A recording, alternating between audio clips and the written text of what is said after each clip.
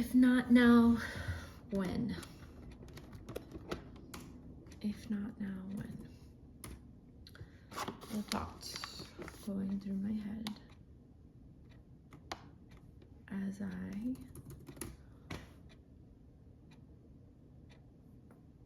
open up Spotify.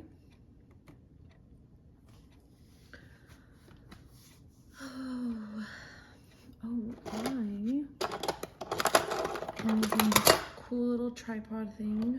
I think I need to download this. So hold on, it's like start and stop for iOS for the tripod. Let's test it out. So I wasn't able to, I don't know what's going on back here. Okay, so I wasn't able to figure it out. I'm gonna not use the back facing camera. I'm gonna use the front facing camera, and we're gonna do my makeup. Okay, so one thing that I want to talk about today, I'm gonna do this makeup thing while I am talking to myself. And if anybody walks in as I'm talking to myself, I apologize in advance for the weirdness. Okay, so one thing that I absolutely do not want to let slip through my fingers is the intense desire for two people to come together in a way that feels natural and organic in the digital world.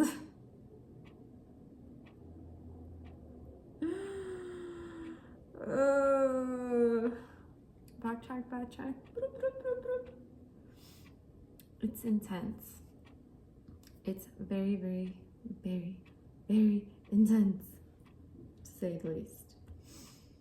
Okay, we're gonna listen to some music, and I'm going to put on a face.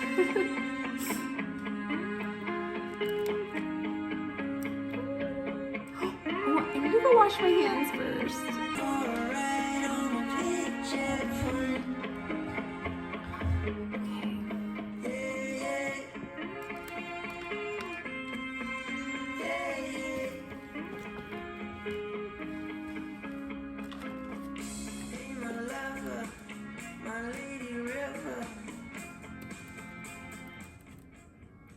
I'm gonna start with this blush that I got for $5.99 at Marshall's, and it's a Milani palette. It's a blush palette, but I'm gonna use these colors as, oh sorry, I lost a nail. This nail fell. I don't know, it got clipped on something. Anyways, I'm gonna use these colors in my eyeshadow. They're so pretty.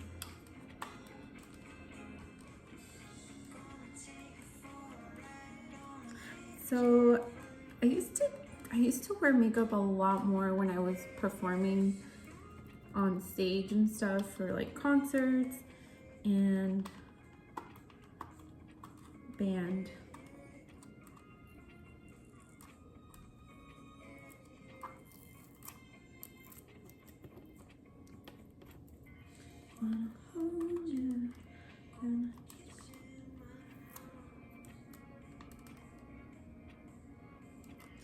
Gonna take you away from home.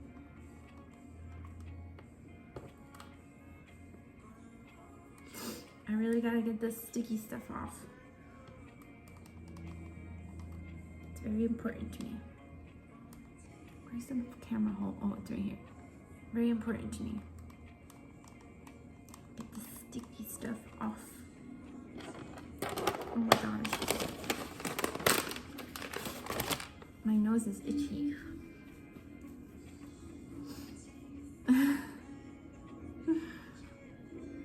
Don't want to show that. Okay.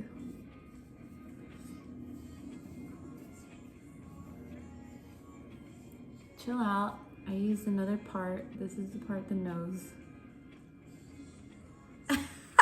My nose is itchy.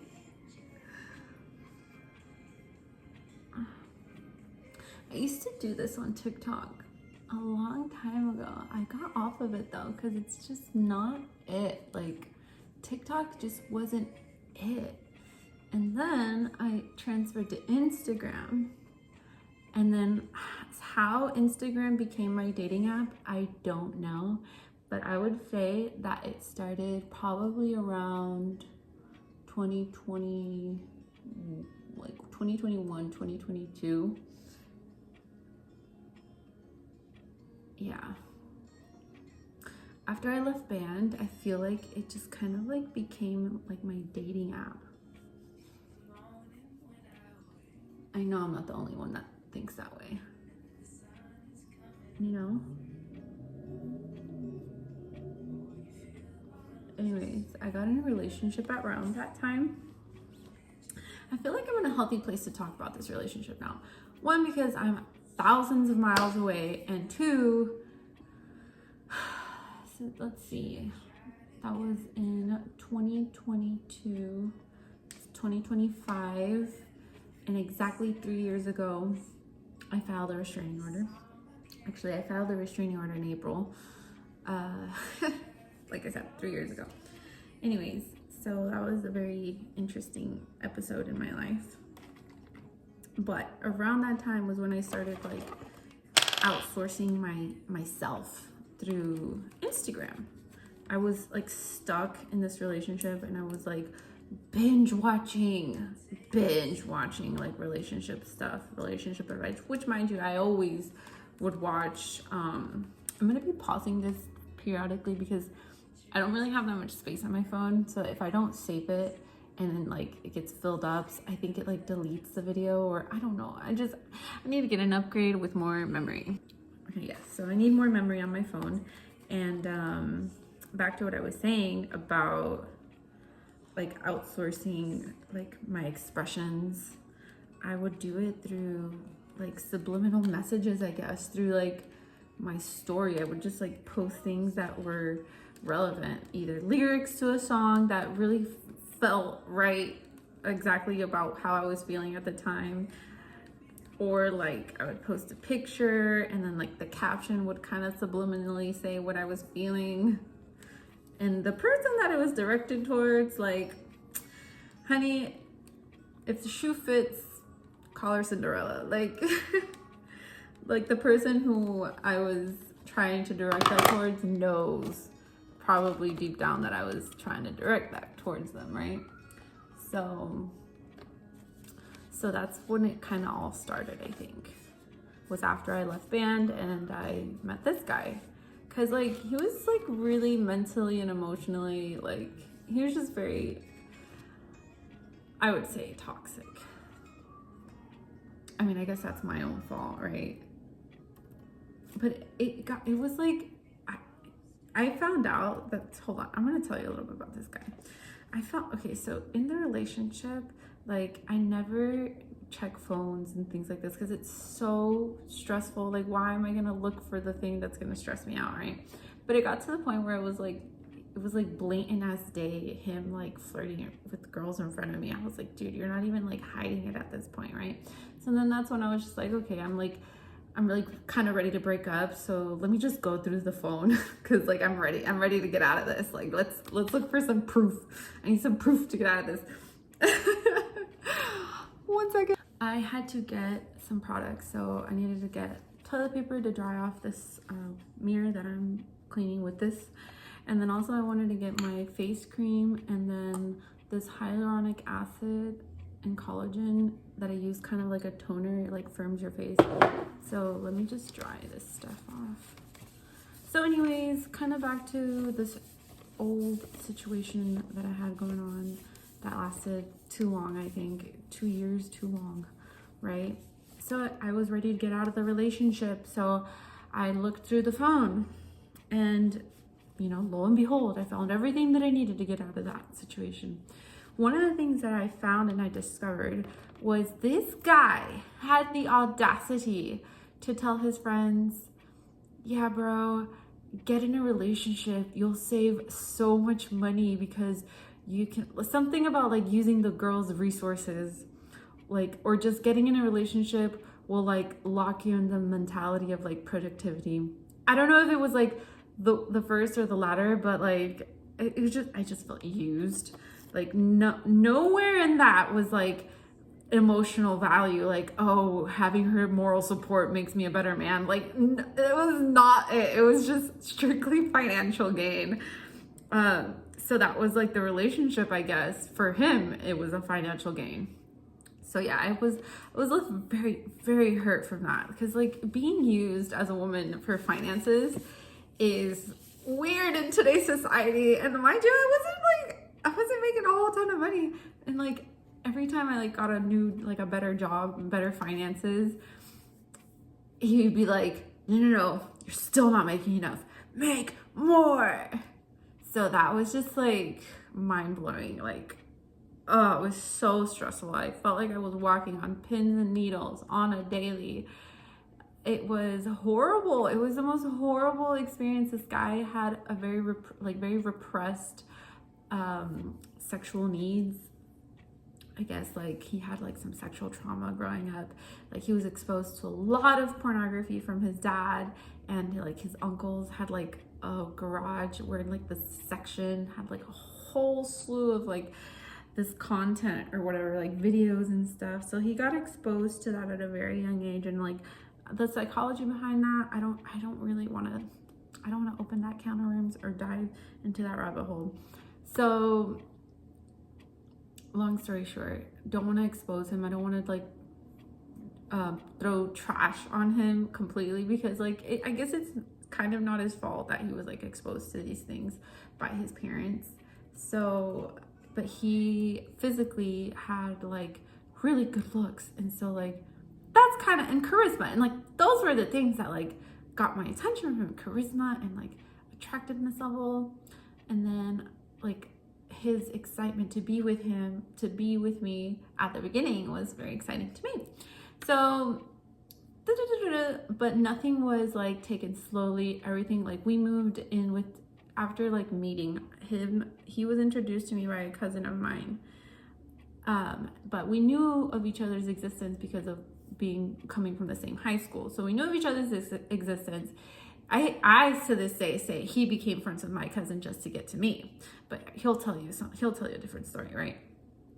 So we met after graduate, like I graduated 2012, and I think he was like the year before me or something. And then, so that was like, when I was 18. I met him when I turned 20, I think like 26 or 27. I think it was like 27 probably. So we met in our like later adult years. This guy, like, we just went from 0 to 100 real quick. Like we just met, really like instant. I don't know if it was like connection, because there was no like talking phase. Like it was purely physical. It was only physical attraction. There was no spiritual component, and that spiritual component was so essential. So blindsided, right? Just completely, as a woman, I feel like since we bond more with like sexual connection more than like emotional connection, I feel that is what I feel led to me investing so much into it, because we got sexual too quick, right? So no, my laptop turned off. So anyways, there was no spiritual component to this situation that we had going on, and it was right around COVID. So you can already imagine, like, okay, in COVID, what's that gonna be like for women? Well, or a man, it was, you're stuck with who you're stuck with at the time, and you gotta make it happen. Love the person you're with, right? I think I heard that in the movie, it was a space sci-fi movie. I can't remember the name. Why is my computer so slow? I just need to get an update all around for all my gizmos. I don't even know what I was on about. Listen, it was just not, it wasn't ideal. The song is so good. This is Tear You Apart by Ancient Sun. Ancient Sun is my favorite hometown band from Orlando, Florida. They're so good. It's like a very jazzy, bluesy, grungy feel to it. So good. Local band. This song, Tear You Apart, is about a guy who just like, he's literally saying like, girl, he's talking to his girlfriend. He's like, I'm gonna get home and tear you apart. Like, throw you on the couch. Yeah. Okay, let me stop.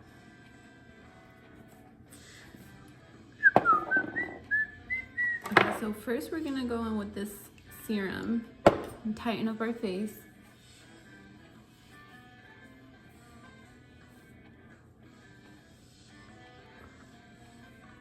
But a little bit of everything, because like I don't really like too much makeup. I'm not really a huge makeup gal. But I do like to get nice once in a while.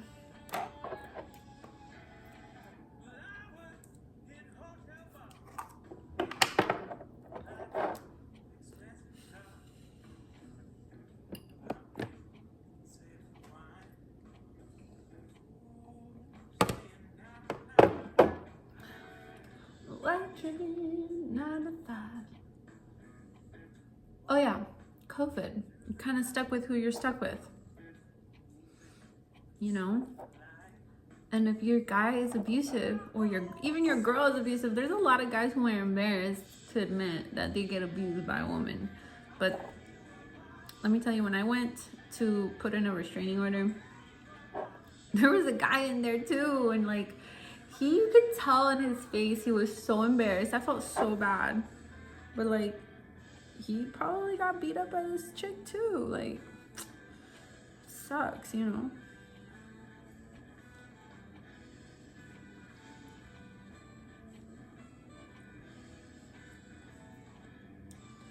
This is what 31 looks like if you take care of your skin, ladies. Also, I'd like to tell people that Florida is a fountain of youth because of all the humidity, the moisture in the air keeps your skin moisturized. I'm like kind of wanting to move back to Florida, you know, either Tampa, Miami, not Orlando. Like, I love Orlando, don't get me wrong, it's home. I'm homegrown Orlandian, but I feel like I was like ready to spread my wings. I wanted to move to a bigger city, and it was either New York, Miami, or LA, and I chose LA. So I'm currently in Los Angeles right now. I work out of the Eddie V's in El Segundo, California. I'm an Eddie V's gal. Okay, we're gonna first do my eyeshadow.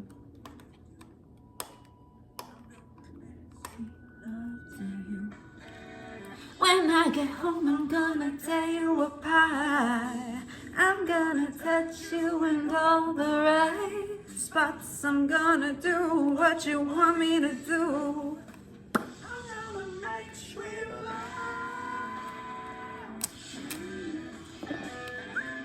I'll tear you apart. I'll tear you apart. I'll tear you apart.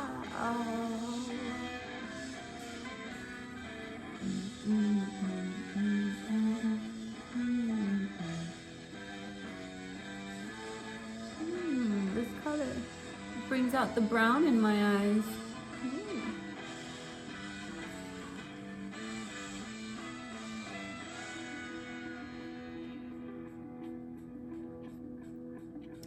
Highlight of my year last year was going back to college and studying music theory and getting classically trained. That was like the literal highlight of my year. And since all of the classmates are freshmen, they thought I was a freshman too. And one girl said she said she thought I was 18. Yes. Let's go. I haven't gotten past 25. Like, everybody I've talked to, they think I'm between 18 to 24. Let's go with that. The other day, somebody asked me how old I was, and I literally started the sentence with, oh, I'm no. I had to remember, I'm in my 30s. But because I'm constantly being told that I look like I'm younger 20s, I suddenly apparently forgot my age.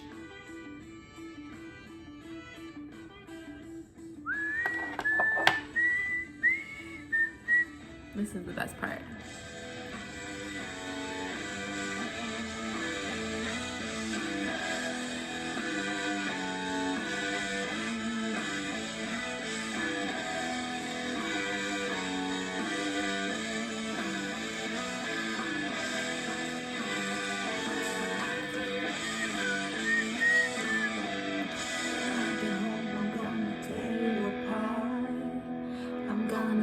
You and I'm gonna do what you want me to do. I'm gonna make sweet love to you.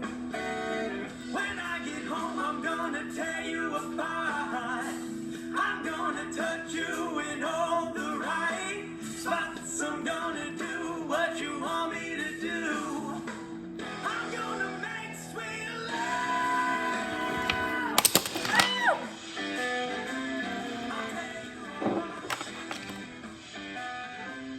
Got this Coach perfume at Target the other day. It's called Coach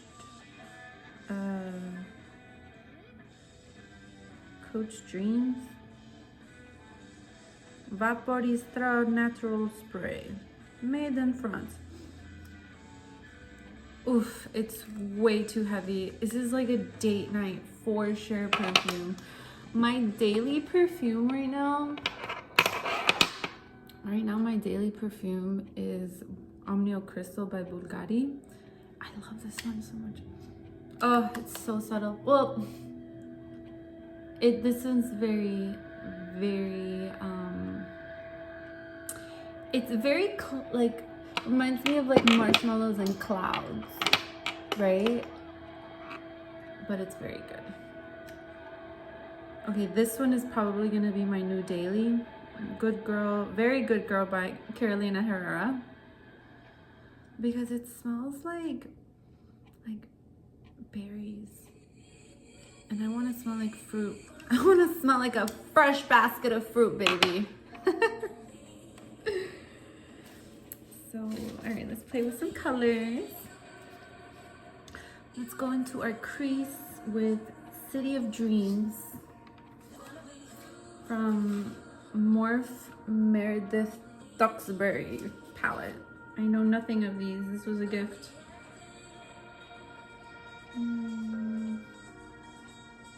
I think we could start first with the You Guys color. This one right here. And I like to use my fingers because my mom, she used to be an assistant to a makeup artist, and the makeup artist used her fingers because it just sits better. It like, I don't know, it just looks better, more natural, I guess.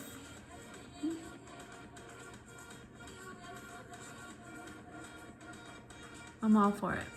I'm all for more looking more natural. More of the no makeup look, kind of, sort of. I'm all for that.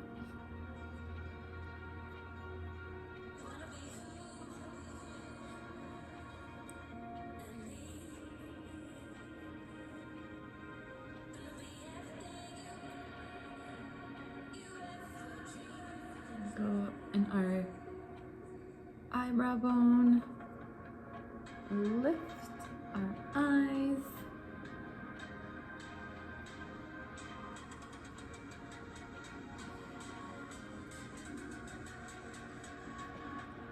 I don't know what I'm doing, whatever.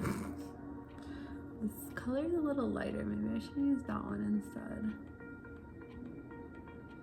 After getting this full fresh slap on my face of makeup, I'm probably gonna want to go out and like not let it go to waste. right? And it's Friday. It is Friday. I don't know anybody in town though, so probably gonna be a bust. Not end up doing anything. You know what I mean? I have to periodically pause the video because like I don't want it to like delete, and like like the other day I made this video and it took forever to upload because I don't have enough space on my phone, but whatever. We're gonna try today. We shall try. So I do like to use a brush for the outer crease because I'm gonna use this color right here. Hold on, let me see. This one. I'm really not into like the deep dark ones unless it's like a nighttime thing. But let's see how this goes. I'm just interested in playing with my makeup today. My go-to makeup look.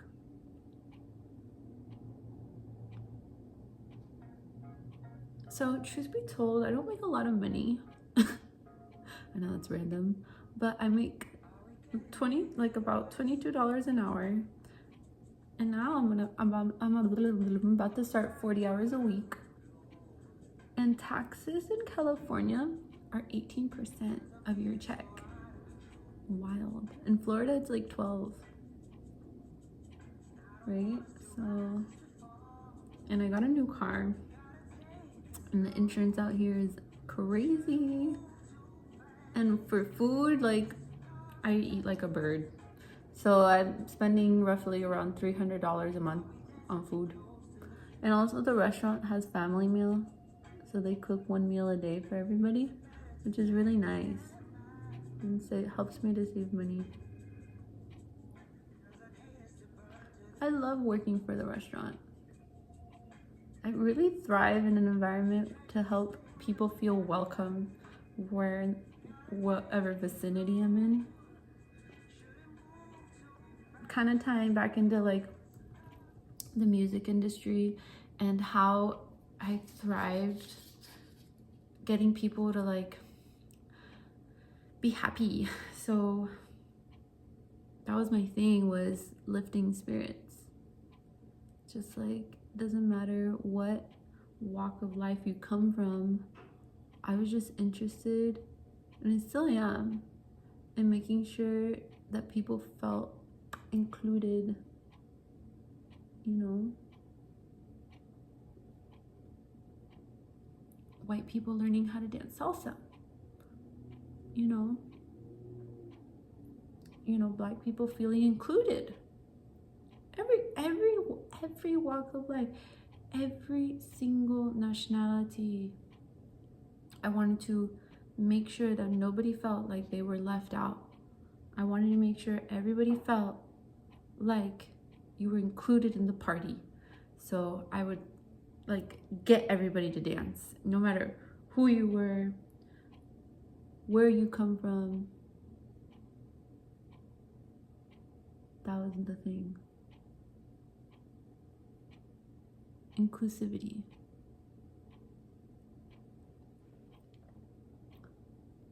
Happiness. And that was something I would always say on stage. Happiness is contagious. It's true though. It seriously is. Okay, I'm gonna go darker. So this one right here is the speaky. Oh no, right here, that one on the bottom, this one. Speakeasy. I'm a sucker for an actual nice speakeasy. I'm sure there's a bunch in LA that I don't know of it yet, that I'll learn little by little. In Orlando, there was not that many. I mean, there was like a handful. That was about it. Here, I'm sure there's dozens. So I'm really excited to explore that. I don't know about them enough though. I think there's one that I want to go to. I'm not quite sure if it really encapsulates the speakeasy vibe.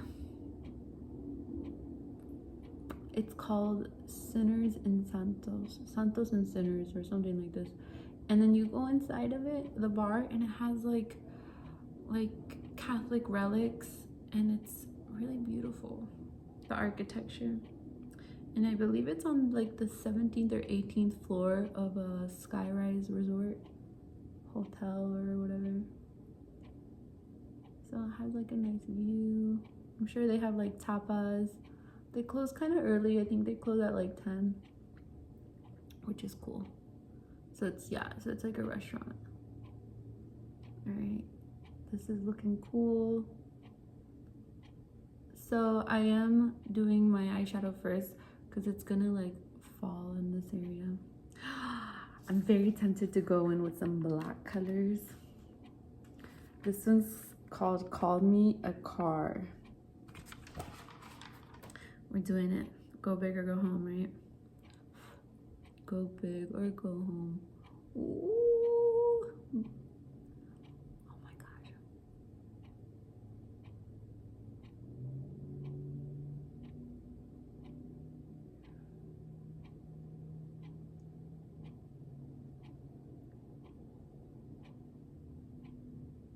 Makeup is so fun.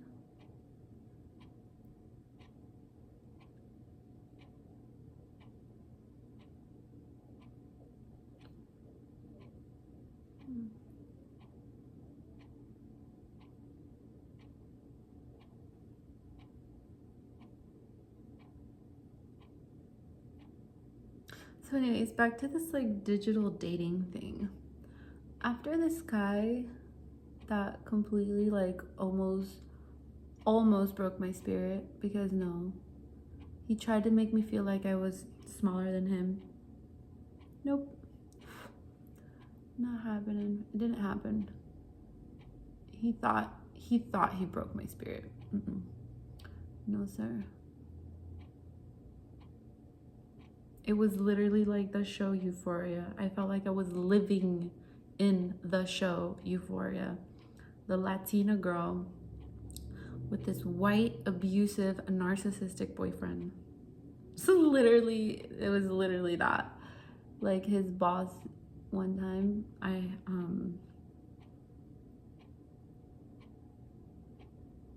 don't know, I don't want to talk about it anymore.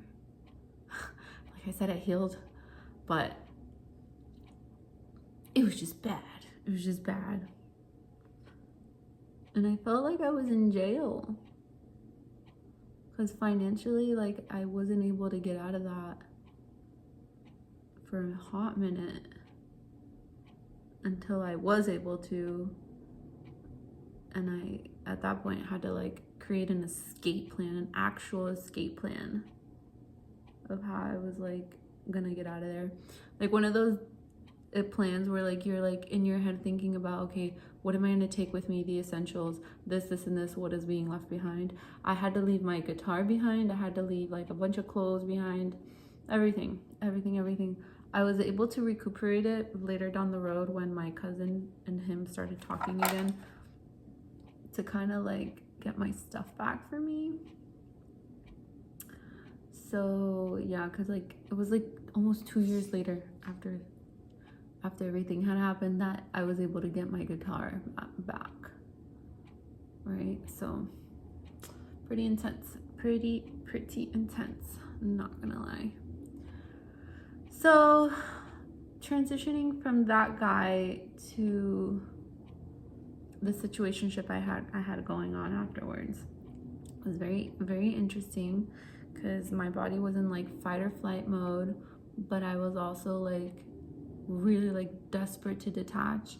So like the next guy that I kind of entertained, I told myself he was gonna be a hit it and quit it kind of guy. I know that sounds really raunchy, I know, but I'd rather be in a relationship with a guy, and even though I'm being strung along, just be strung along exclusively for that guy. Like, even though I'm being strung along and like I know I'm being strung along, and the situationship is like obviously not exclusive. Like, he's not saying you're gonna be my girlfriend, or he's not saying like you are my girlfriend. Like at the beginning, I thought it was just gonna be like a hookup and that was it. But then I got attached, and then I was just like, oh, okay, I'm like super attached. So didn't entertain anybody else. Like, even though at the beginning, I know it sounds horrible, you know, unfortunately, I am not perfect. Listen, my spiritual life was very, very much anorexic. Like, there was no spiritual life going on. I had to climb out from the trenches of hell. And so my mentality, unfortunately, with men was very sad. Very sad. Even so, though, to me, men were beautiful. They still are gorgeous creatures put on this earth by God himself. So I had a very interesting outlook on men. I just wanted to enjoy them on a pure carnal level. Pure carnal. Still maintaining my sense of purity in the sense that exclusively going to wait for this guy, even though I'm being strung along. And so that's what happened. So in April of 2022, I broke up with the very crazy abusive dude. Deranged abusive dude. And then, what does that say about me? It didn't say anything. It was just relative, the fact that he was friends with my cousin.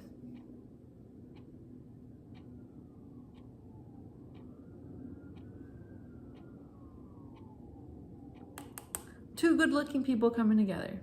Two very attracted to each other people coming together. Physical attraction only, not emotional. So hopefully that helps my case, right? So that ended in April of 2022. And very quickly in May of 2022 was my digital situationship. Oh, little did I know what I had gotten myself into. This is why, as women, we should not just go in like physical intimacy until you learn more about the person. You're literally sucking in their energy and becoming them when you do this without like learning who you're with. Biggest mistake ever, right? But we learn, we listen, and we don't judge. So just let that sink in for a minute.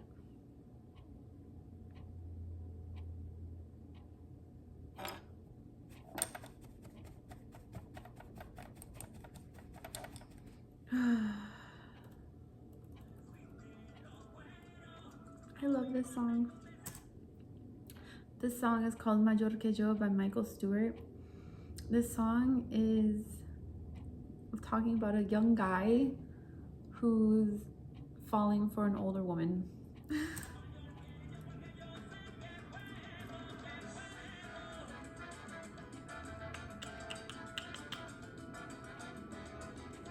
All right, so I'm gonna go in.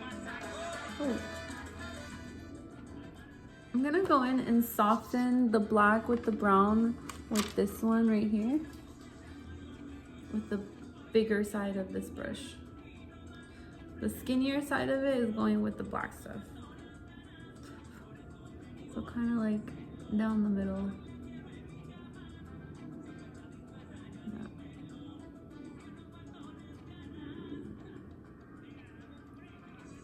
How's that look? Looks fun. I think this side needs more black.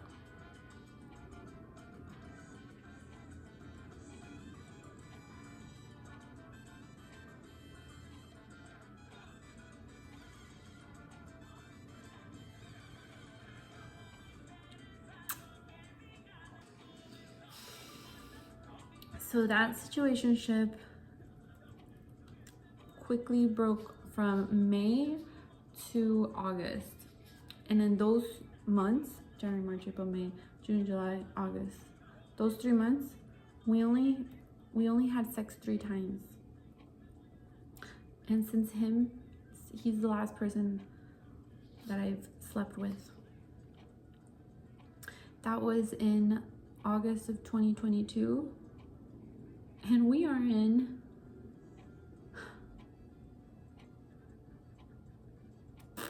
March of 2025.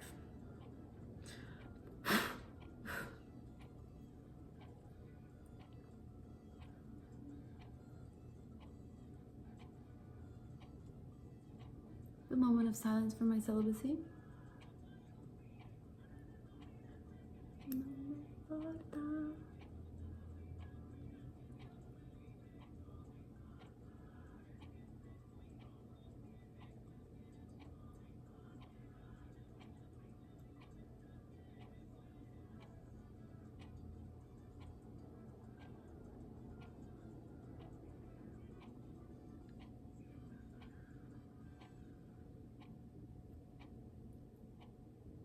Oh, I'm going in with the Goddess That I Am color. This one right here. I love this song. It's called Slow It Down by Benson Boone.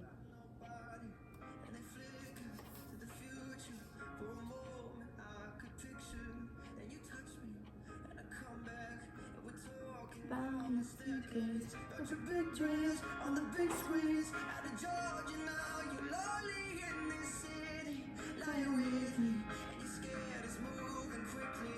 Oh, now you're crying, you're in pieces, cause the only love you ever know is Jesus. I can feel it, oh, I hate that I'm the reason that you're in your head right now. While your world is spinning now.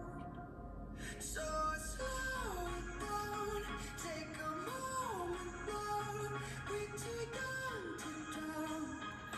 Deep into these waters, full of hope is down. Let me pour you out, let me hold you now, let me slow it down. Ain't it funny how it changes, how the future rearranges? I get nervous, oh I'm anxious.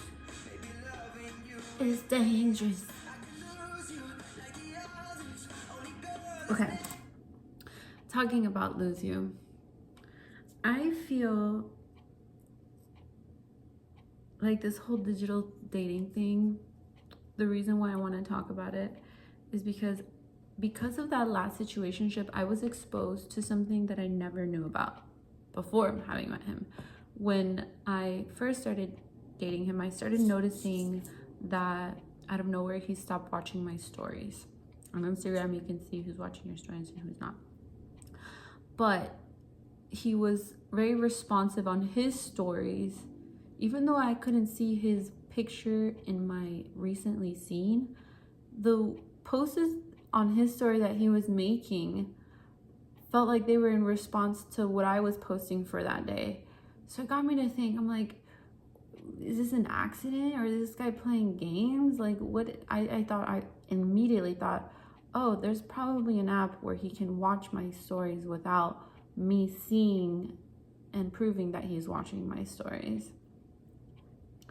So I already immediately knew, like, he's probably a gaslighter, right?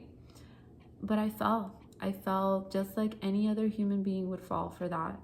And I didn't fall in that time because I wasn't able to, like, I didn't download any type of app around that time. I didn't want to prove it. Like, my deep down, I didn't want to start looking at his stuff and not be in his recently views. Like, I continued just to I didn't even, like, at that point when I thought that thought, I didn't go in and start searching for actual apps that could do that, because I had a feeling that I was gonna find it, but I didn't want to find it. I was in denial, complete denial about it.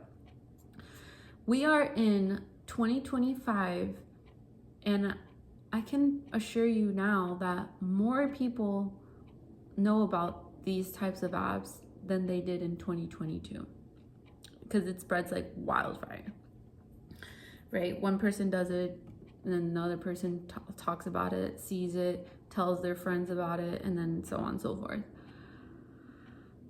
So after things broke off in August, I had to move to Colombia because I was very fearful for my life. The guy that I had put a restraining order against had a temporary restraining, and he was being served court date papers, and he just never opened the door. So his lawyer was probably telling him, no, you don't have to go to the court. But anyways, every month they would assign me a court date for about 6 months. On that last court date, if he missed it, then obviously there would be a warrant out for his arrest no matter what.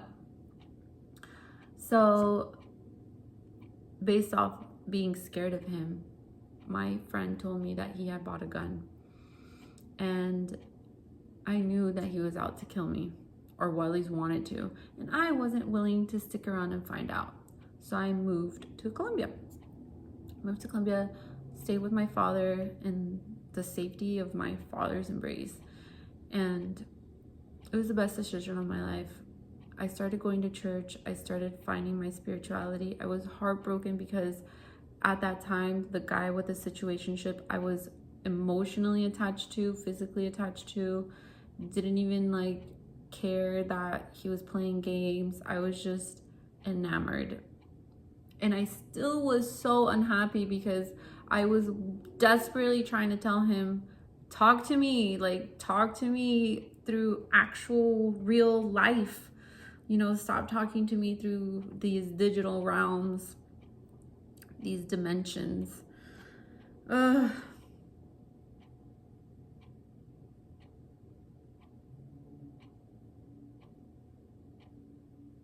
just glad I'm finally opening up about this. I'm probably not the first person that's gone through this, These questions and these doubts. Questioning my sanity. I know what you're doing.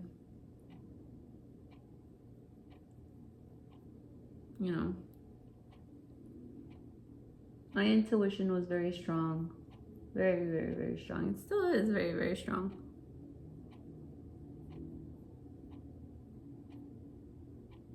Right? Interestingly enough, I did fast around that time of me moving to Colombia with the sole purpose of hopefully him and I getting back together. And so I decided to give my life to Christ. And even though he talked about the goodness of God in his life, it doesn't mean he was practicing what he preached. There was a lot of inconsistencies. It's like split behavior, like he's doing one thing, saying another, So after realizing, okay, yeah, there's split behavior, I still was trying to invest emotionally. Why would you say why? Because at that point, my hope wasn't really in him. My hope was just got geared towards God and towards Jesus. So I started believing in the power of Jesus and the power of prayer. Yeah.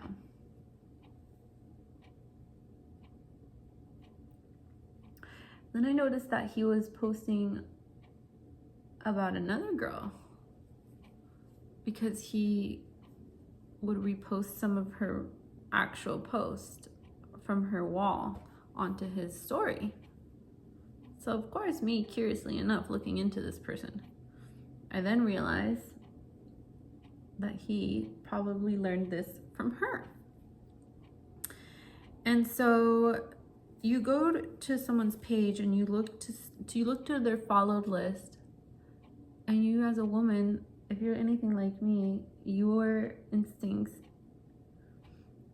your radar for who the girl is that should be worried about is so strong. I don't know how to explain it. Girls are just really good at this. So anyways, I think that she figured out he was responding to my post through Instagram. And so then this is how it turned into a love triangle very quickly. I was on my way to Colombia.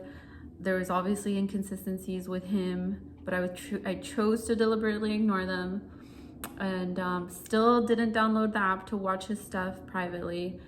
And now this girl in freaking across in a different country, like, is posting stuff like diabolical things. Like, she was like posting like witchy stuff, and I was just like, what kind of woman are you into? So anyways, I started praying about him and his safety, and I started fasting off of Instagram. So I got off of Instagram from I think October to December. So like for October, November, December, October, January, March, September, October, November, December, from, I don't know.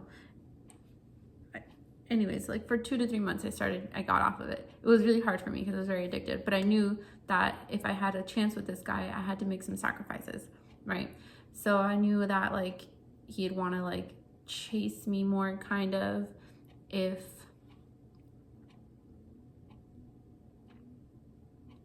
I wasn't seen by him. And I didn't want him to see me or find me or give him an option to see me. Like, no, I just wanted to completely like drop dead for him, because I knew that would get to him and knew that would keep him strung along a little bit. This is all mind games, right? We're all growing from this. We are learning from this. I've went past those ways a long time ago. We reflect. We think back on these things and we reflect. And this hopefully serves the purpose of helping somebody else reflect and realize that you too can get past these bad tendencies. They're just bad. And so that's why I'm doing this. I want people to really like understand the severity of these apps and how addicting they can become. So yeah, so I decided, okay, so I'm gonna fast. I'm gonna pray for his protection, because obviously she's probably a witch. She's probably doing some type of witchcraft on him. I'm like, I'm gonna pray for, you know, his protection from this witch. That was the sole purpose. Whatever. Anyways, I think he showed some signs of like discontent with her in some way. And I resurfaced back up on Instagram in January. And like his signs on his story showed approval of that. Like he kind of got excited a little bit. I still didn't download the app to watch his stories privately. I didn't watch his stories at all at this point. And because I wanted every one of my actions to be genuine. I wanted my actions to be authentic. I didn't want them to be based off anything that I saw from him. And then if I even remotely had a hint of an idea of what was going on in his life, it was going to affect my life and my decisions and what I decided I want to do for that day. So no, I didn't want him and his life affecting my decisions. I wanted everything to be organic. Still to this point. No, not till this point, till today, actually. Eventually I did get on the app to look at his stories privately, but that was later in 2024. So all of 2023, all of 2023 didn't even use that secret app. Didn't touch it. However, in all of 2023, I decided to fast more on Instagram. So from January, February, March, April, May. So from January to May, I got off of Instagram. So for a total cumulative of like 6 to 7, 8 months. I don't know, whatever. 3, 4. So like, yeah, so like about 7 months, right? With no Instagram. So that changed my life completely, because I got, I was there twiddling my fingers like, oh my gosh, what am I supposed to do with my life? And I started taking pictures of like natural, everything natural. And that was one thing that struck me the most, was like outsourcing instead of me showcasing my beauty, because of learning about, him pretty much spying on me and like realizing, gosh, men out here are spying on me, like I'm just gonna start hiding myself. So like I started just outsourcing the beauty that I felt. I started outsourcing the beauty that I felt in the world. Ooh. And I decided to take pictures of the beautiful things that I saw in the world. And that's what resonated with me the most. Instead of like me showing pictures of myself. Like at this point, my thing about like attracting a partner stopped completely being about physical. Like before this guy, like with the demonic dude, it was all physical. Like I was still into like posting pictures of myself, looking cute, hot in the mirror, just like, you know, not okay stuff. And with the transition from, you know, that type of narcissism to, by the way, everybody has narcissism inside of them. The Bible talks about it. It's just a way for you to, your ego get fed. Like it's an ego thing, and everybody has narcissism inside of them. Everybody is battling with ego inside of them. Are you able to get through that? Are you able to move past that? Are you able to take the spotlight off of you and shine it on somebody else? Shine it on something else other than yourself. So this is what this experience has taught me. Getting spied on, sounds so weird when I say it, got me to refocus what somebody could find attractive of me, to go from looking at me being attractive from my physical aspect to look at me being attractive because of my internal aspect. So I started becoming way bigger introvert, like hiding my face completely, like not even posting pictures of my face. Mind you, I come from a performance background. I come from a background of like glitzy and glammy stuff, which mind you is like another disconnect, because like I feel like my mom really like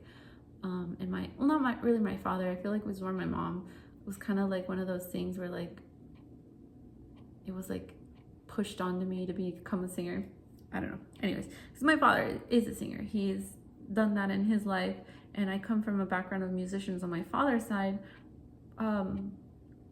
Like I had a uncle, he's considered a musical prodigy. He's no longer with us. Was part of an Argentinian like a group, and they hit top billboards in Argentina.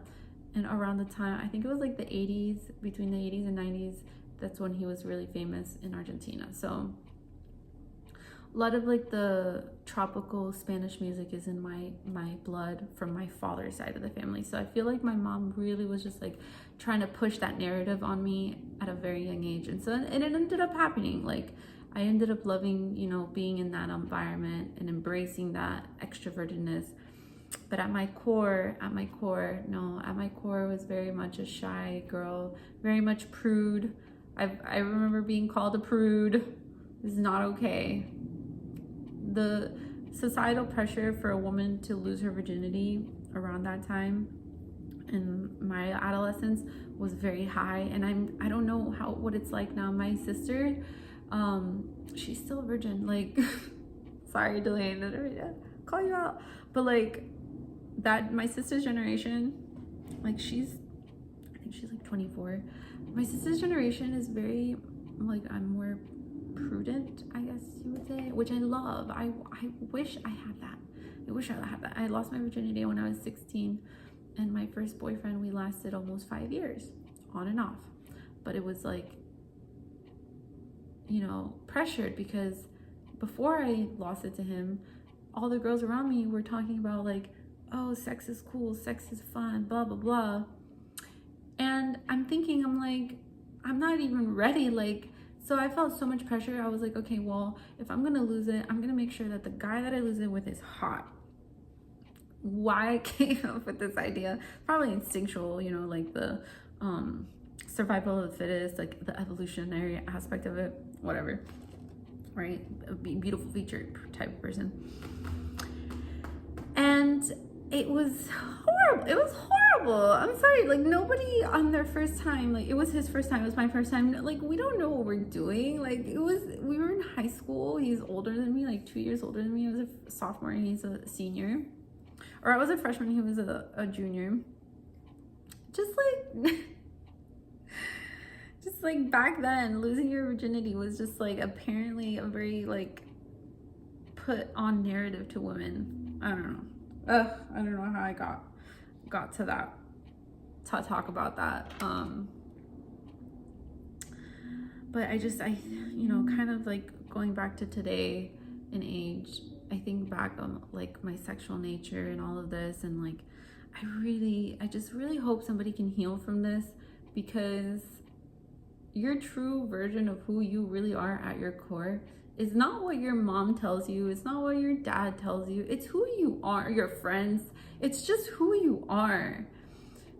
And I just always remember just like being very simple and like just, I wanted to get married to, I wanted to lose my virginity to my husband. And I wanted my husband to be my first guy, to be the only man I would ever be with for the rest of my life.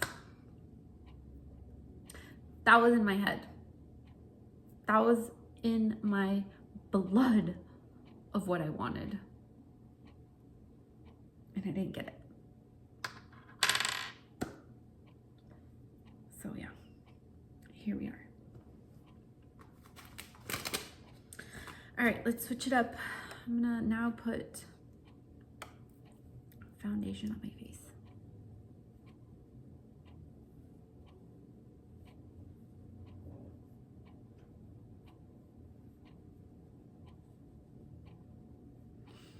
I'll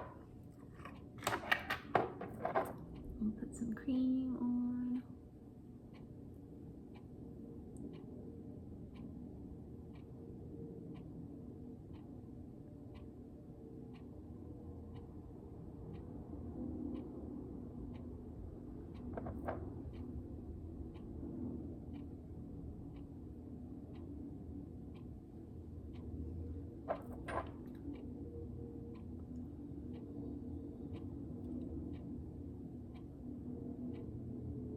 After that guy from high school,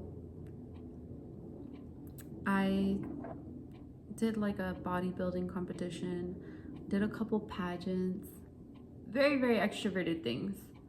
Really much not in alignment, I feel like, with who I was. But it was external. It was the way to get more successful, right? Go for your dreams. At that point, it was like dreams that didn't really even belong to me.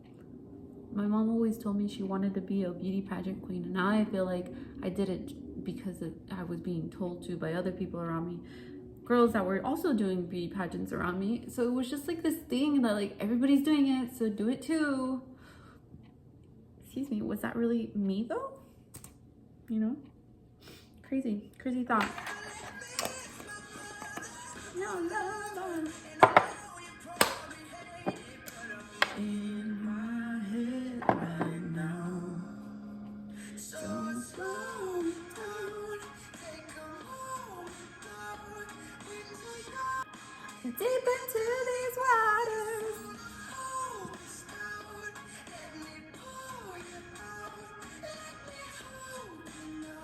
Mind you, I don't know that I'm an extrovert anymore. And yes, I've incorporated my introverted side for the past 3 years because of everything that I've gone through, the abuse, the weird societal stalkiness. Like, I at this point was just like, I'm at this point where I'm like, I don't want to be under the limelight. I want to be away from under the radar.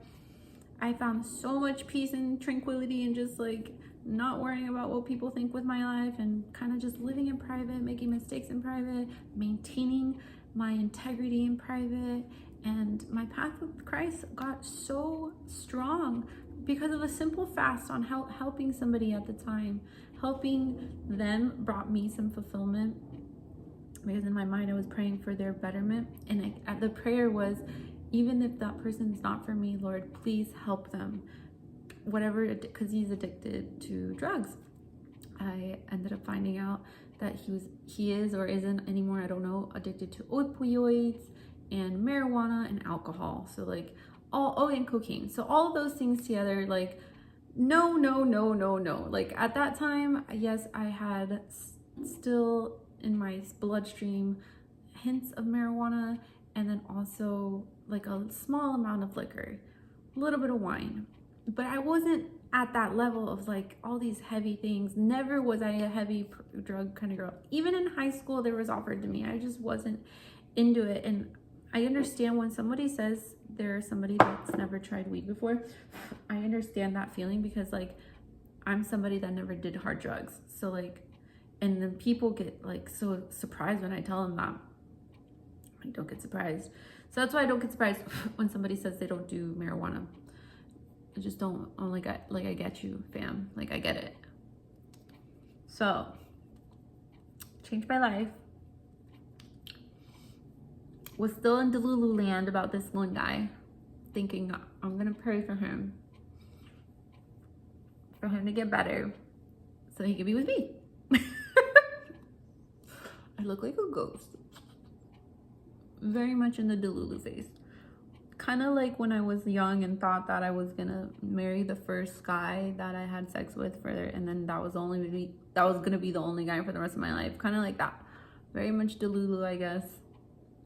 But it was, you know, it was a very pure intention-based mindset, like helping other people understand that like innocence is a beautiful thing. Please stop trying to kill innocence. You know what I mean? Like there's no reason to tell girls, oh, he's gonna cheat on you, so you should cheat on him first. Like those were the advice I was getting from people around me. It was horrible advice. Not like my mom and my aunt and stuff, like other girls that were actually like younger than me giving me this kind of advice. It's crazy to think that, right? I need to do a mask. I feel like this is not sitting well. Like a detox type of mask. I don't know. Is it working? Is it working? And then we'll do my hair later. I'm starting to use my curls. I'm so excited. Okay. Do we have powder? I don't think I'm gonna use powder in LA. I'm sorry, but the air quality here is so dry. Like my very first day, my lips felt so dry, my skin felt so dry. So I'm using my moisturizer that I use. I'm using beef tallow, whipped tallow balm. Has herbs infused. This is the Hearth and Homestead brand. Highly recommend this one. See if I can focus on it. So this one's really good. My friend in Orlando recommended this to me because I was telling her I'm on my way to LA, and if you look at the map, it literally looks like a desert out here. I was thinking, like, how do plants like survive out here? Because in Florida, we're like a rainforest. Like there's so much lush greenery. Like I get why there's life and why our skin has life in our skin. Here it just feels like everything's like the plants and stuff are dry. So I felt, okay, like common sense, my skin's probably gonna be dying too with the plants.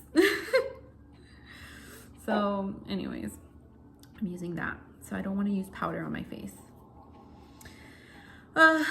Going back to this whole like reflective video on past traumas, living in the skin of an extrovert, and then coming back to my introverted side, like calm and just serene, and just doesn't really care about being in front of people's like attention all the time, and just kind of like enjoying my inner beauty, loving my inner beauty, cultivating that as the means to like live excited on a day-to-day basis, to hopefully meet somebody who loves and appreciates the inner value that I have to offer, because that was my focus at that point now. And it went from praying to God for this person, to like praying for just like a husband in general. eventually around, I would say April of 2024, I did finally decide to download the app to see if I could see what he was up to. So between 2022 of August or September of 2022 to April of 2024, I didn't watch his stories, but I was back up on Instagram. Officially, I want to say June or July of 2023. So for those 6 to 8 months, I knew he was like, no, that's longer. So yeah, like about 10 months, I knew he was watching my stories and stuff. I just knew it because there was like other subliminal things that we would do. Like, for example, then my following count would be like 555, and then like followed by like 222. And so like I would do numbers like that. Like I would force people to unfollow me and force follow, just to like get those numbers direct like that, like dun dun dun. And then I noticed that he was doing it too.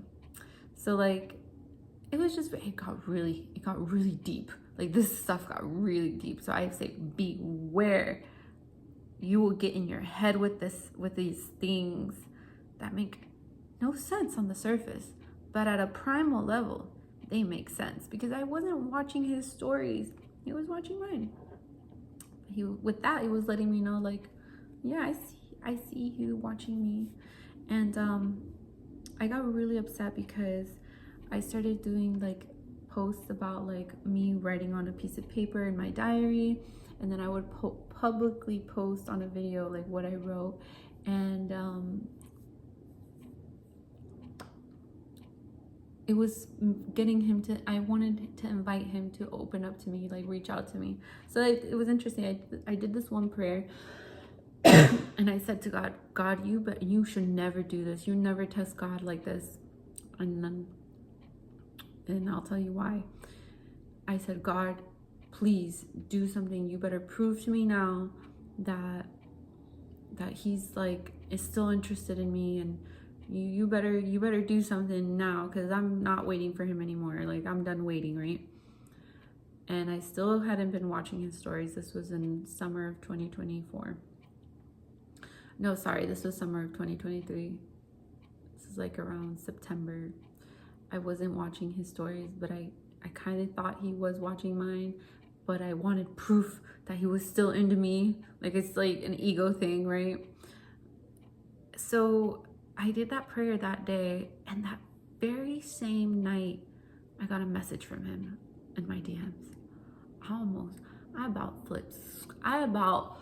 flipped my script, because I haven't heard from him since I left to Colombia from Florida. I was ecstatic. I was out of this world happy. I was in Tennessee at the time. I was visiting my grandma in Tennessee, and I was just kind of living the slow living life. I was working remotely from my computer for an interpreting agency based out of Los Angeles, California, for the deaf community, the community that I really love. And so that happened. He messaged me, and I was like out of this world happy, ecstatic. I was like, oh my gosh, God heard my prayers. Kind of, sort of, but I took it. I was like, this is better than nothing, right? So kind of a good thing, maybe it was not, because I kept being strung along. Like, it was like a never-ending thing. Just kept being strung along. I'm able to talk about it now because it doesn't matter to me anymore. This eventually wears off. The emotional connection, emotionally, whatever, physical connection, the attachment just kind of dissipates eventually. That's it. And there was no real substance for me to actually be connected to him on a spiritual level, because he never had shown that consistency of being a spiritual man. He was just showing pretending like he was. So there was no real spiritual boundiness between him and I. It was purely physical. Again, just the physical things, right? So then, you know, eventually after that, I then started considering opening up the app. Started considering and opening up the app, right?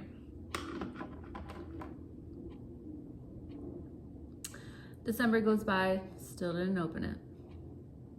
Then I reopened my Finsta. I have this Finsta, fake Instagram. I had a blog, I still have it. It's called The Modern Charm. It's on themodерncharm.wordpress.com, where I write about stuff like this, right? And I had opened the Instagram of The Modern Charm. So it kind of went coincide eventually. Like now, you ask me nowadays, The Modern Charm is not what I want to put out there because I feel like it doesn't sit well with me to be using the word charm, because charm has a deceptive meaning behind it, and I didn't really realize that until now, because when I created that, it was in 2016, and I was really much in like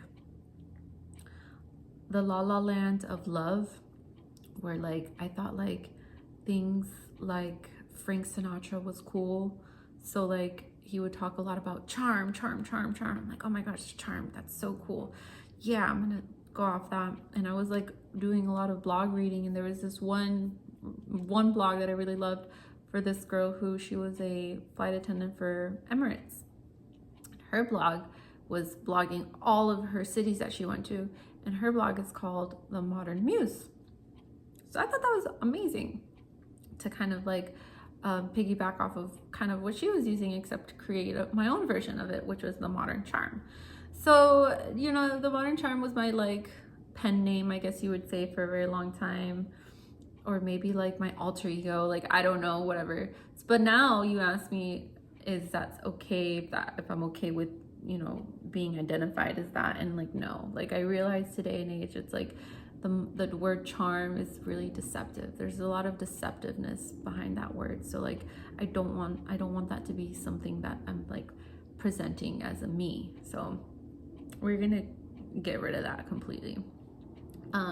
But like kind of tying back to like this whole online thing, I was starting to post from the Modern Charm account and posting the story on my personal account, like the one where all my friends from like high school and stuff are on, just to kind of like promote it and like see if he would like catch on to it. And he did. So he started seeing what I was posting on there. And so at that point I decided I was gonna start like lurking on him. So then I opened up the freaking app, y'all. It's like Adam and Eve, she ate the fruit. So yeah, so the truth kind of like unveiled itself in a horrible way, because then I started becoming more addicted to the freaking apps. And yeah, I mean, it's a learning experience, but I highly do not recommend having to go through this type of addiction. Like, this is not okay. Like, Instagram is an addiction. These apps, to lurk is an addiction. I'll leave it at that. So anyways,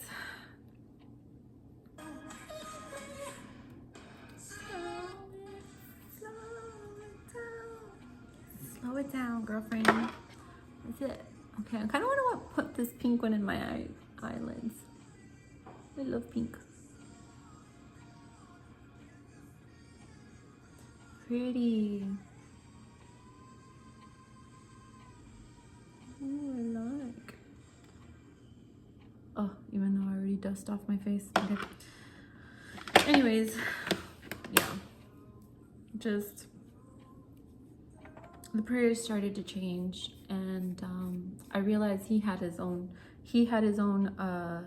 pattern cycle of narcissism that would like resurface every 3 months. Like, it was like clockwork. And then every 3 months he would like trace right back to that one girl from the beginning that I said I had an issue with. So I was like, so I went through that cycle like 2 or 3 times, And so I was just like, dude, I need to stop this. This is ridiculous. Like, we're not even talking, we're not even texting. It's just purely through what I post and what he posts on his story. Like, they're just little pictures of walls with words on them. And don't get me wrong, like, I'm a reader. I love reading. This is why I started the blog in 2016, because I love scripture. I love literature. Literature is my thing. Like, gets me going, right? So just, you know, I kind of accepted it, came to terms with the fact that I really liked being able to read words on a post and understand that that person is, you know, feeling those words at a primal level, at a certain level. Those words were, you know, truth. There's truth behind those words with real emotions attached to him. Whether or not he was being manipulative, he had real feelings going on somewhere in there about something. Maybe they weren't good. Maybe they were just bland, or maybe they weren't really powerful.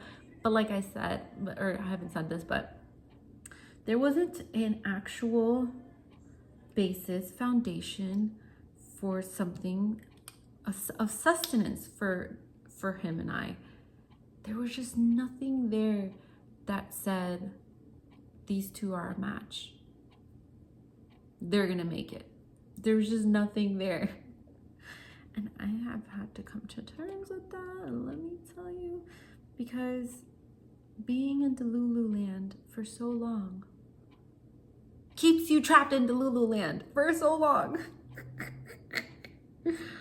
The introvertedness had a beautiful beginning notion to it, which was become more pure again, become more holy again, come back to that young girl inside who just wanted so badly to live a pure life. That was the goal, because I thought at the same time, simultaneously, this was gonna attract him, make him see my worth, want to be with me. Will he see my worth? Absolutely. Has he seen my worth? Absolutely. I do fully think that he has seen my worth. But had I not slept with him so soon, I wouldn't have been attached so soon. I wouldn't have been blinded by that attachment into thinking he was the one for me, when in reality it was just the chemicals of having that sexual encounter is what bonded me to him, not actual like emotional connection with our spirituality. You know, he did teach me some things, like, for example, looking at life in a positive manner. When anything bad happens, any challenge happens, he'd always post something about like, everything this shall pass, or like, I don't know, like things like that, like positive things of a turn of events. So in a turn of events, always remaining positive. In Colombia, todo pasa, like in Spanish, todo pasa, you know, que pasa lo que tenga que pasar, pass whatever needs to pass, happen whatever needs to happen. So yeah, so that was the plus of what I learned from everything, was just staying positive in any type of situation, any type of environment. But I wanted to talk about this digital dating experience because it's not talked about. Nobody's talking about this. And I can assure you, there is nowhere on the internet that somebody is talking about this. I'm almost 100% certain. But there's always that 1%. There might be someone out there talking about it. And if you want to talk to me about it, please be my guest. It's been taking me a long time to heal from it. And I am opening up to love again. So this is, I think this moment in time, talking about this, kind of like healing through this video vicariously, is gonna probably be a good thing. I hope. I really do hope. But I feel like not talking about it is not a good idea either.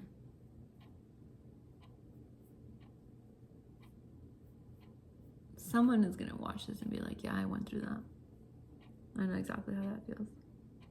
Right? That's what I'm hoping for. Okay. So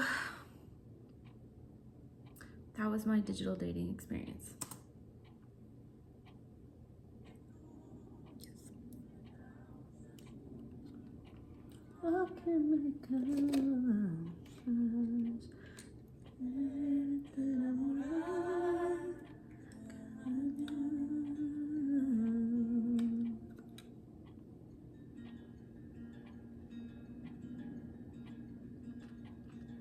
So yeah, going from my sweetness as a young girl to the corruptness of extrovertedness to meeting my inner child again, my simpler, slower life, to now kind of slowly opening back up. Slowly but surely. Por esta que estás haciendo te dejo una. Tenerte llorando pero ser pura felicidad. Suéltame que ya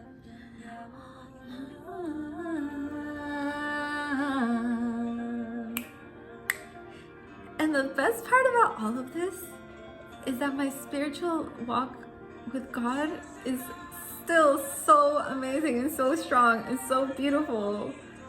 So now with everything, like, God is saying, girl, I'm just getting you ready. Like, chill out. I got the one for you. Just chill out. You know what I mean? You know what I mean? I'm excited.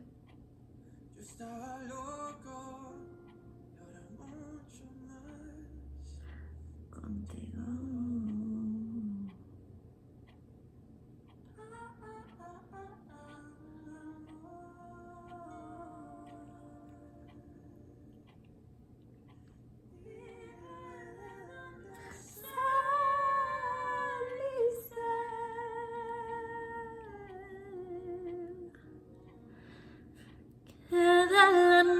No estoy triste. Dime, ¿por qué será que tú me causas con tu luz lo que me causas? Quererte enamorar cada mañana.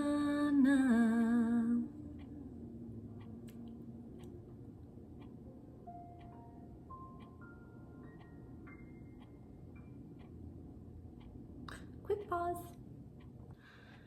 Okay, so the beauty about being rejected from this guy, because he kept choosing that other girl, is that it taught me to rely on God and his purpose for my life. No matter what, at my core, at a molecular level, there was something more for me. I was like, there has to be more. This cannot just be it. I remember this day like it was yesterday. I think it was October 10th, or the weekend of a huge hurricane in Florida. And it was just this past year. I was in the chambers of that church just crying my eyes out. It was after mass. Everybody had left. I just needed that moment with God. I got on my knees. I finished my rosary, and that prayer that I prayed was, God, I'm just ready. I'm ready to be a wife now. I don't even care if it's this guy. I want so badly to be a mother. I just want so badly to live in that grace, to live in that mindset. So it's like the equivalent of God saying, oh, hold my beer. I got you. Hold on. Like, okay, like you're now expressing that you're ready. Now I'm going to start the process of like priming you to actually get you ready. But before, I was like very much in denial about it because I was still so like fixated on wanting to be chosen, right? Wanting to be chosen what? why. We know why. And this is another slap to my face when he kept continuously posting this girl. It's like getting cheated on virtually, I swear. It's like, at one point you have to have some self-respect, and you gotta just like walk away from that. Like, you know, I've gotten cheated on, you know, by these past boyfriends. But this is almost kind of the same, because it's still a slap to your face. It's still a slap to your face, let me tell you. It's still a slap to your face. So, anyways, have trust in yourself and being able to get past the pain. Trust that you are going to open up again to love again. That is, never deny yourself love, that ability to love. Just trust that you just are gonna have the ability to get back up if you are deceived again. That is the truth. That is the truth about life. I've learned this. And that's what gives me hope to find true love again, is to continue. Like, it's like, oh, you're getting to the point where like you're just like battered and bruised. It's like, oh, when is this all gonna end? That's the beauty of hope, and that's the beauty of faith. And yes, I'm walking in that faith. That was the prayer I did in October of 2024.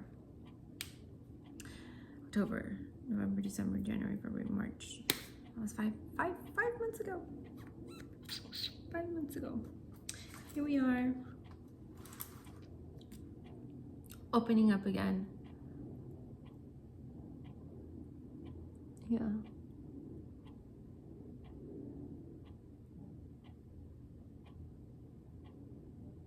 God's timing is very interesting, because I don't think I would have been able to do a video like this and express like everything that's been happening, how God worked through me, and kind of all the adversity that I've gone through to rebuild my character, my resilience, my strength of spirit.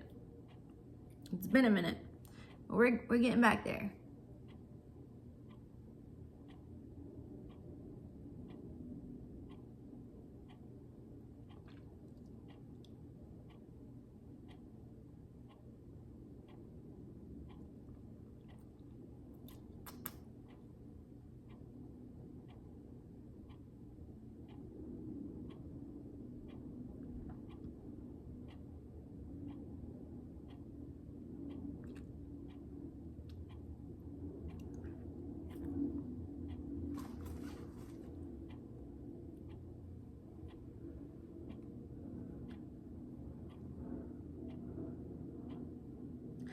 Okie dokie. I really love this song. You guys are gonna love it. Algo que se quede by Grupo Nietzsche means something that will stay. And he says, quiero algo que se quede para siempre, algo que solo se dé una vez en la vida. He says, I want something that stays, something that only happens once in a lifetime. It's a very, very beautiful song.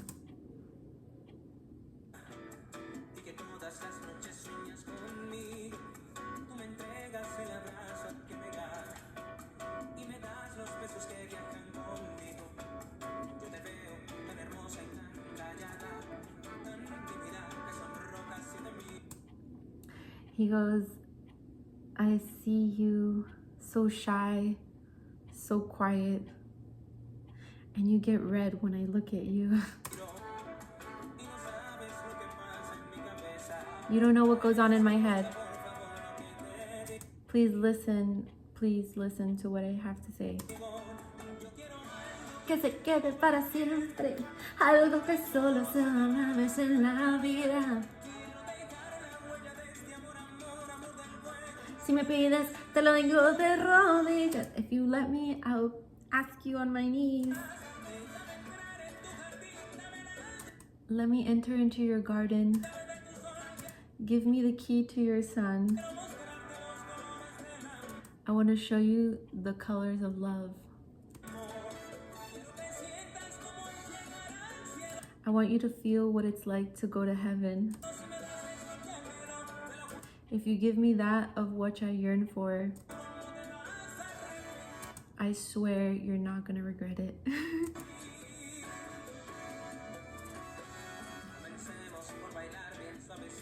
Let's start by dancing slowly. I want to tell you how much I love you in your ear. Leave behind all of the prejudices and the fear. Here are my wings, come and fly with me. Algo que solo sabes en la vida. I love this song. Te lo digo de rodillas, déjame entrar en tu jardín, dame las alas de sol, quiero mostrarte los colores del amor.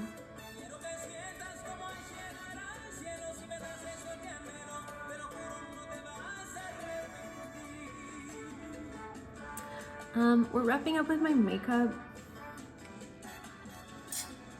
Ow! Just pinch myself on accident. Me pinching myself on accident is funny. It's like me telling me, girl, stop talking, get off. You're saying too much. I know it's so much. Like, you know, it's gonna be out there on the internet. But I feel like somebody needs to talk about it. You know what I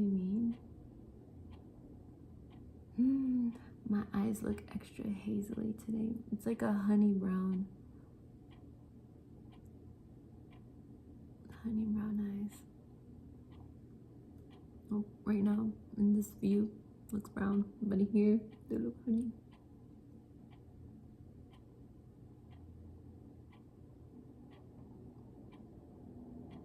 So anyways, after all of this discussion, I have had it up to here with Instagram. Up to here. I feel like the right kind of guy is gonna respect that. He's gonna be like, damn, no Instagram? He's gonna be like, yes, ma'am, I love that. I can't wait for that moment. Yeah.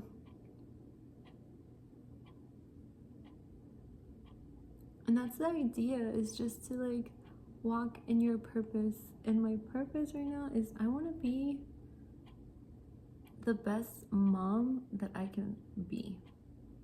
That is my goal.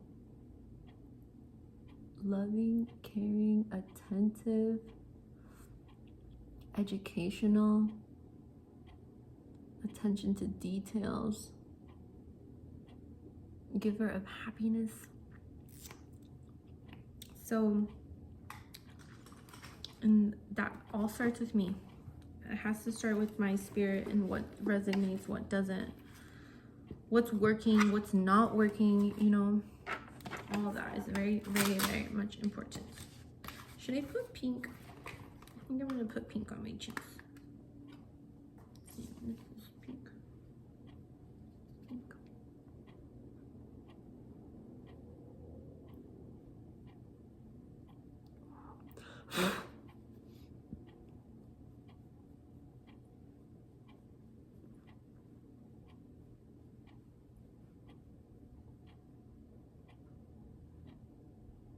So it's a bit pinky. Maybe a little too much. I don't know. Pinky. This is a little dark, but I'll work with it.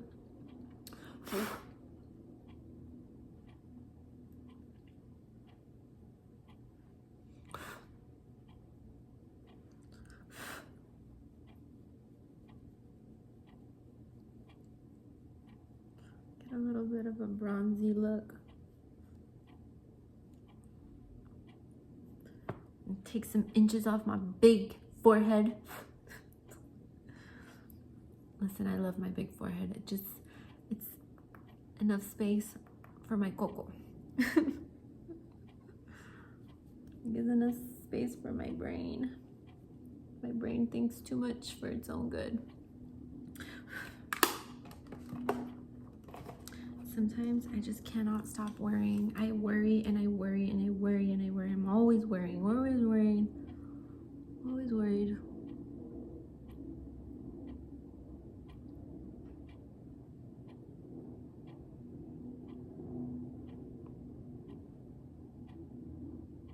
That's a woman thing. I guess I'd be worried if I wasn't worried. You know?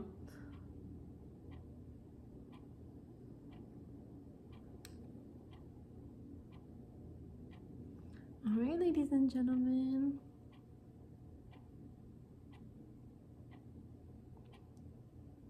I think we're ready.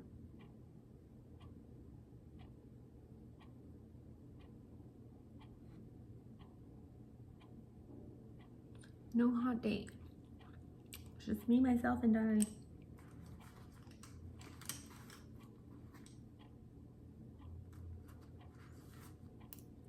What was I gonna do? Oh yeah, I wanna do. Oh, here it is. I want to add some of this lighter color to my crease, eyebrow more.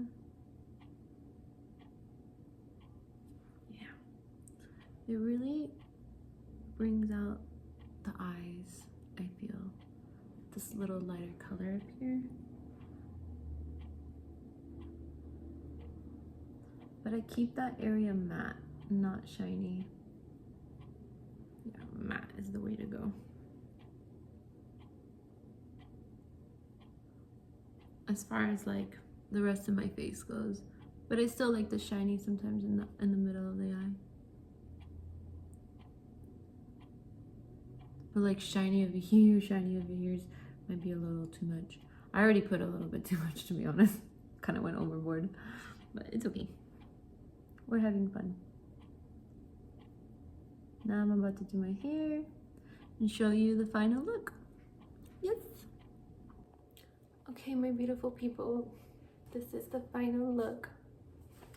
I love this skirt. I've been wearing it right.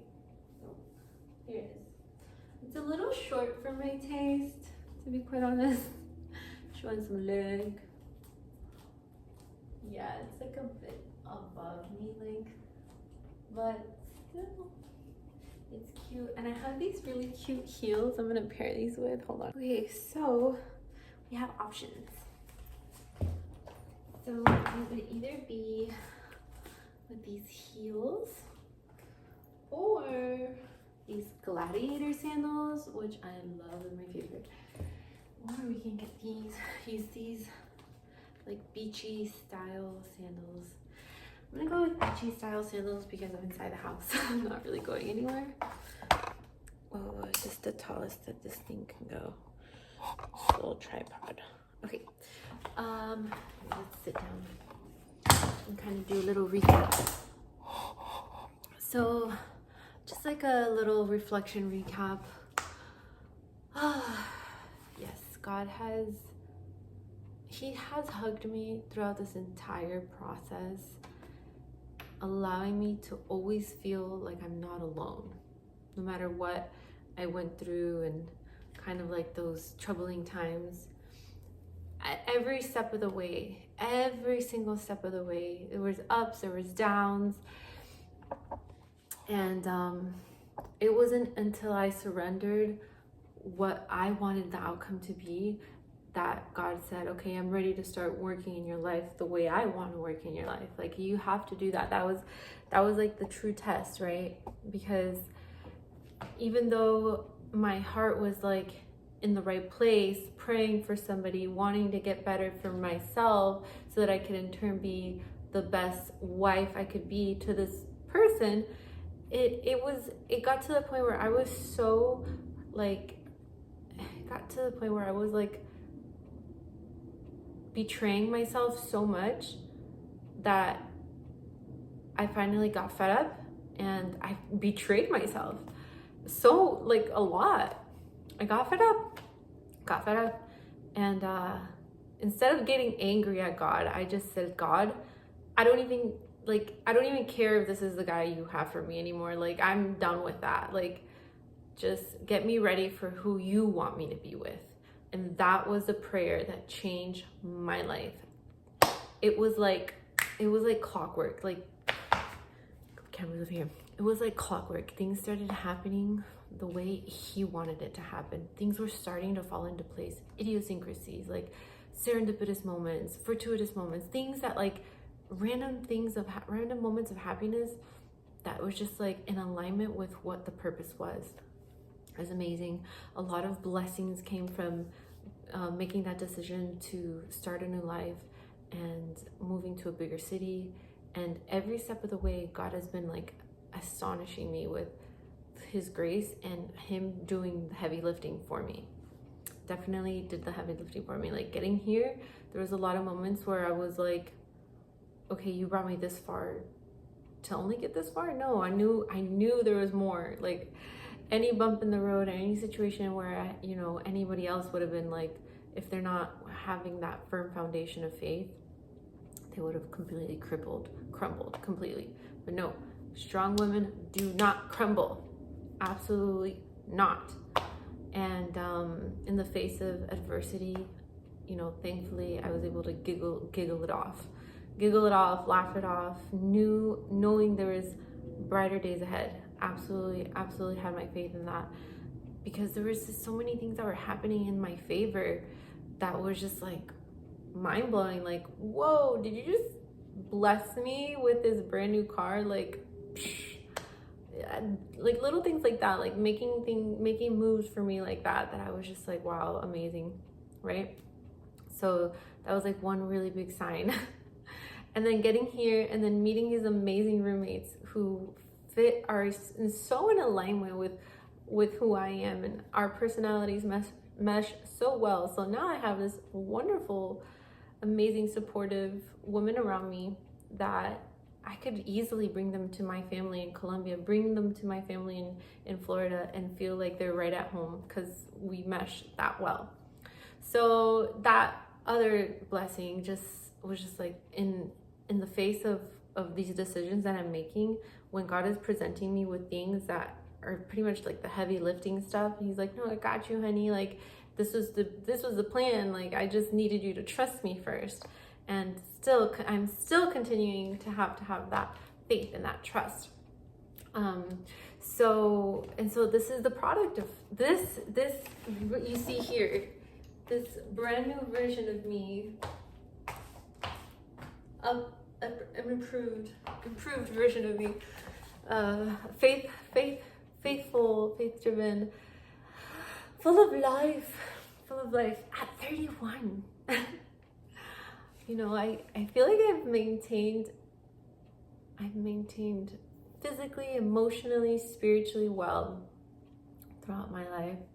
And I'm so excited to see what God has for me. I am so excited. I was just telling this to my mom the other day. Yeah, I think it was yesterday or the day before, I'm not sure.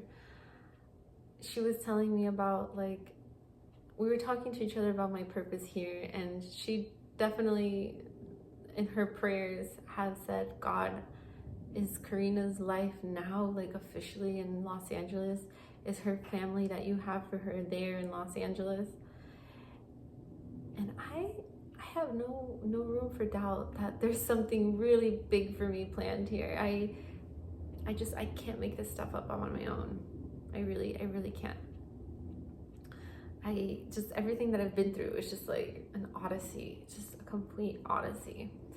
A lot of moments were boring, yes, but those boring moments were the moments that I loved the most. Those were the moments that I had the most peace, the most freedom to like live and just let live and be in oneness with who I am and live in the present moment.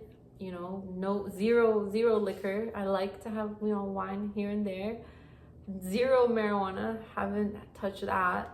So there's a lot of life-changing moments. Yes, I'm not perfect. I went through the adolescent phase of being rebellious, but not to probably the degree that some women have. But still, in my own little way, I rebelled at some point, you know. And I think that is a cry of the spirit to return back to the true, your true you, your true who you are. So yes. Do not give up. Yes, you're not crazy. Yes, you're not delusional. You know, you're human. Everybody is. We do things in survival mode, but when you're on the other side of that survival mode, you get radiancy, you get life, you get vigor, you get new hopes, new aspiration. New aspirations, and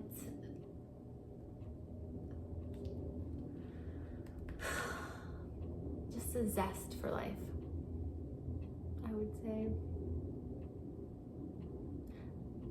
Not the ambition to like make more money, but like the ambition to love and be loved at a true level, at its truest, purest, God-driven, divine way.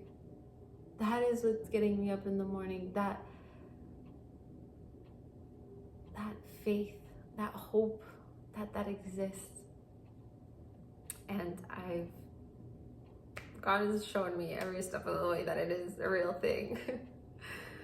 So thank you, God. Thank you so much for this, for you know, these makeup things, this computer, this phone, my car, my guitar, this bed, this everything, these books, you know, these roommates, these wonderful roommates, my job. Eddie V is being transferred from the Eddie V's in Orlando to being transferred to the Eddie V's in Los Angeles. Just having that smooth transition. You see what I'm saying? So just amazing. I think I might go for a walk like this.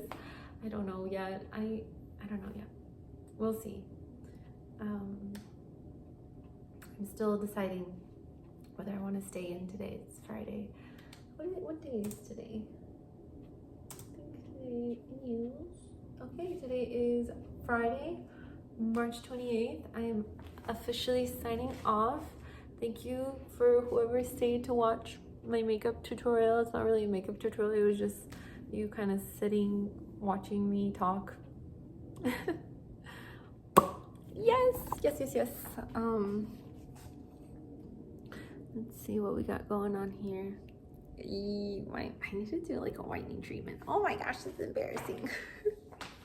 Okay, let me stop. See, it's like, again, it's the looks, it's what you see and all this glitzy, glammy stuff.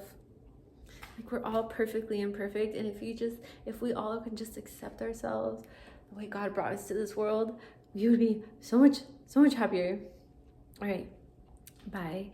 I'm sending my love out to the world, and yeah, okay, bye. Okay, one thing that I forgot to mention, let's see if I should do it on the side. Okay, one thing that I forgot to talk about was not wanting to let this slip through my fingers. What am I talking about? I'm talking about this same level of these dimensions that we play in, like our playground. Like, this is like Instagram, even YouTube, even now I feel like LinkedIn is gonna be that, like, that playing ground for people to enter into these dimensions of communication with each other in a way that isn't the norm. It's outside of the realm of normality, right? So one thing that I don't want to let slip through my fingers is the possibility of finding somebody through the digital realm and then finding a way to organically bring that to life without it feeling forced. because I've become an introvert, or because I didn't become one, because I finally tapped into that introverted side for a long extended period of time, I became very attuned to very finite details in my search for what I feel is important to me. So what I feel is important to me is like attention to detail, and like somebody noticing the details of who I am, you know, and then giving space for each other to hold that vulnerability and that time and that patience, day in and day out, just kind of getting to know each other from afar in a healthy way, though, not in the way, because regardless or not, those apps are not going anywhere, right? And then discovering that people do this now, like watch what you're doing to then go and post something similar to what you posted, so as to get you to like look their way. It's becoming a normal thing. My mom has told me that somebody did something very similar to her not too long ago. She was telling this to me back in November, and I was like, really? Like, okay, I'm not the only one. Like, I know there has to be other people with the same experience, but no one's talking about it. And this is really what I wanted to talk about, because I feel like it's therapy for me. It's a very cathartic moment. This might be taken down in the future, but for the time being, I feel like this is very, very important to be discussed. So it's not outside of the realm of possibilities that this can be done in a healthy way, in a healthy manner, and to then allow God to manifest that to be very like something that's like like that you can it's like tactile, like something that you can touch and taste, like in person, in real life, like, you know, make it become matter, not just like these illusory thoughts in the air of, oh, daydreaming. No, like let's get that to come to life. There is so much beauty in introversion, in the way that you can like really look deeply within what resonates with you, what doesn't. You can put it out there, and if that sits well with somebody, great, and if it doesn't, you move on. But then if you by chance find something that resonates with somebody, that resonates with you, it's good. It could be a good thing.